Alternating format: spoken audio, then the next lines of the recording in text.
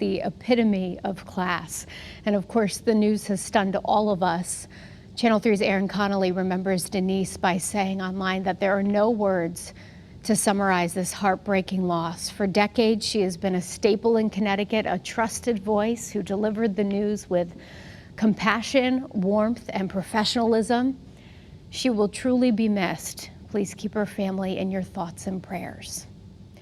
And Channel 3's Joe Zone had this to say. He says, I couldn't wait after a backyard barbecue or Friday night football live shot to get an email from Denise telling me what she thought. Sometimes I would see her on my way out of the building and she would tell me in person how much she enjoyed the live hit. Her words of encouragement meant everything to me.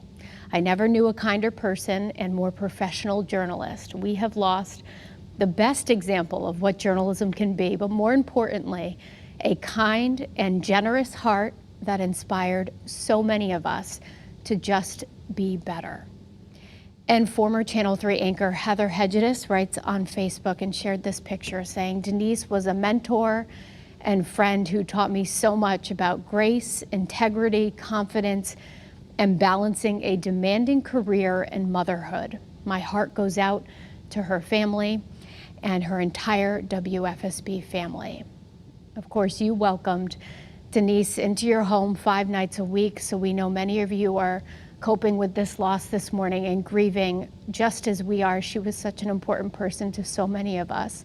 And Karolina Cruz is here with what some of the viewers are sharing, sending in their condolences this morning. Well, she really had a connection with the viewers at home, because I think that you knew at home that she was the same person on the desk as she was behind the screen, and that is very, very true. So genuine. She really did become part of your family from watching her every night. So we do want to share what some of you are saying online this morning. Chris writes, Denise was part of my evening ritual. She was a class act. If everyone was as kind, caring, and sincere as she was, this world would be a much better place. My sincere condolences to her family. And another viewer shared this photo of a visit back at our station in 2012 saying, so sad to hear of Denise DAscenzo's passing away. She was just as kind, genuine, and beautiful in person as she was when we watched her on the screen. Prayers for her family and friends. And another viewer woke up this morning and said, woke up early and have been watching the WFSB News tributes to Denise DAscenzo. Like most of people in Connecticut, I really feel like I lost a family member. Only had the chance to meet her once, but I came away thinking that she was everything that she appeared to be. Rest in peace. And our coworkers are also coping with this loss. They've also been sharing their messages, honoring Denise's legacy this morning. Yeah, we want to share what Channel 3's Roger Suzannin is saying this morning. He wrote, I really have no words. Denise was one of the kindest people I've ever met, a true leader in our newsroom in every sense of the word. Denise was an uplifter.